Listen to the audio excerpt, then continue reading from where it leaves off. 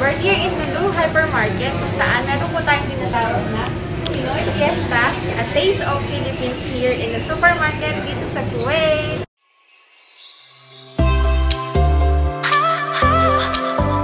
Kami ngayon sa Lulu Hypermarket na kung saan meron po sila ngayong festival na tinatawag na Pinoy Fiesta.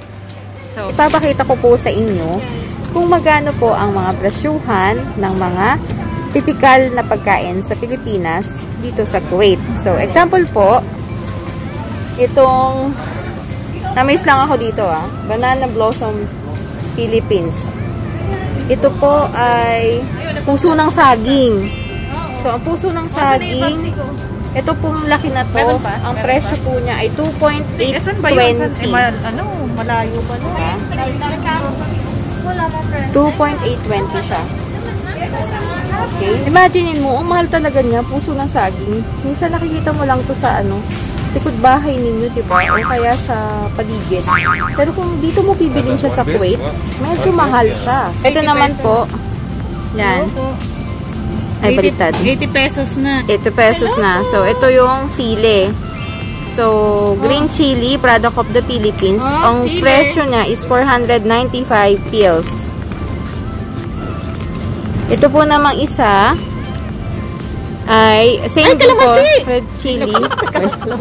Red chili 495 PLs. Okay? And of course, ito pong isa, ito po ay singkamas, guys. Na mabibili nyo lang sa palengke. Pero ang presyuhan po nila dito ay let's see. May nakita akong isa. So, ito pong singkamas na to. Yan. So, ito po ay 1.615 KD. So, gravity mo, I don't know, pero parang feeling ko mahal siya. Sobrang mahal. Nakikita lang natin ito sa palengke, diba? Ito pong kalamansi, 695 fils po. 695 fils. Yan. Itong dami na to. Ang pong pechay, ito po yung laki niya. Kita niyo naman po. So, nagkakahalaga po ito ng 595 fils. 595 fils po. Yan. So, depende po sa timbang, of course. Pero, ito pong laki na to, 595 fils. Okay? Tapos, kung makikita nyo po, ito namang isa, talbos ng kamote, na normal po nakikita sa paligid or sa bakuran ng Pilipinas or sa likod bahay natin. Ito po ay nagkakahalagang 825 fils. Yan, 825 fils po. So, medyo madami naman siya. Pero, normally kasi nakikita ko to sa likod bahay ng nanay ko. Yun. So, normal lang siyang yung magtanim na lang tayo, guys. No? Tapos, ito pong malunggay, siyempre exported siya. Ito pong dami na to. Yan, ang dami na to. Cost as 395 fils. Balikat. 395. I don't know if you can see it. 395 fils. Yeah. Okay. And papaya.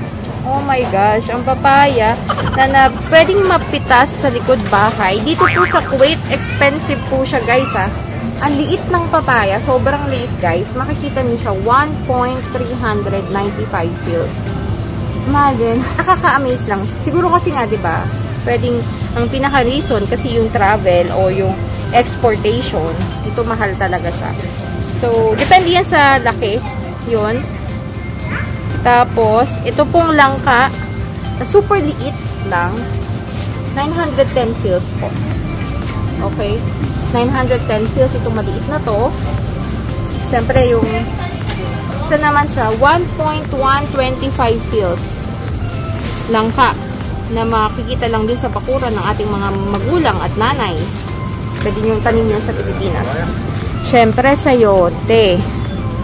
Sayote, guys. Wala nyo kung magkano to.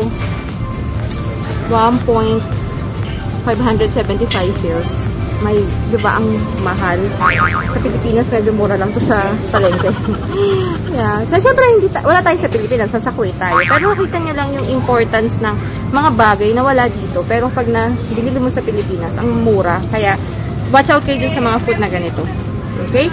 KD and 65 fils. Right? Nakakatuwa.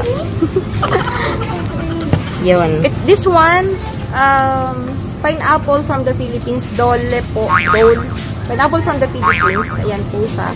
695 fils po dito sa Kuwait. So, I don't know how much is the pineapple now in the Philippines. Pero, yeah, ito po yung presyuhan niya dito. Then, tingnan nyo po kung feeling ko, mas mura sa Pilipinas ang bawat isa. So, one piece po is 695 fils. Para po sa kamote, ito po ay 2.495 fils po. Yan, 1 kilo po ng kamote. And sa saging naman po, yeah, ito po ay 3.295 fils per kilo. Diba? Medyo expensive siya. Yes. Ano masasabi mo sa presyuhan ng mga pinakita natin kanina? Pag Filipino products, mahal talaga kasi galing po sila ng Pilipinas. Yeah. Oo, pero yung mga galing lang ng Sri Lanka, India, mas mura. Yes, thank you. Welcome. Isa pa pong kinakatuwaan ko dito is nakakita po ako ng sampagita na normally nilalagay natin sa harapan ng mga altar. Ito po siya, oh. Ayan. Diba? Ang ganda. Alam mo how much is this? 300 fils. Ang cute, oh. Diba? So, ayan. 300 fils siya dito. Bango. Hindi ko alam mas. Ano yung mas? Bango. Nakakamiss yung Philippines.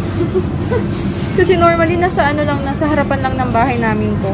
Tapos meron ganito. Tapos gusto ko yung halimuyak niya kasi very nice. So 300 fils guys. Meron po dito sa Lulu. And yan, nakita niyo po siya. Yes. So, bili na po kayo dito.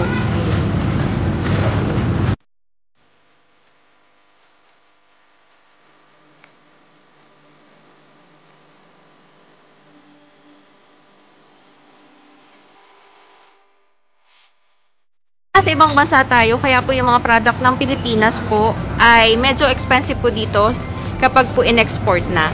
So, kaya po ang pinakamagandang gawin natin dyan, yung mga product na pinakita ko po sa inyo, ay yung mga gulay o yung mga pagkain na pinakita ko sa inyo, i-make use of it na po ninyo sa Pilipinas kasi po, pag dito po kayo sa ibang bansa o kaya sa Middle East o gitnang silangan, expensive na po sila.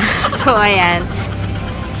At ako po, si Hanilo Castillo Bonifacio na nagsasabing ano man ang hamon ng iyong buhay.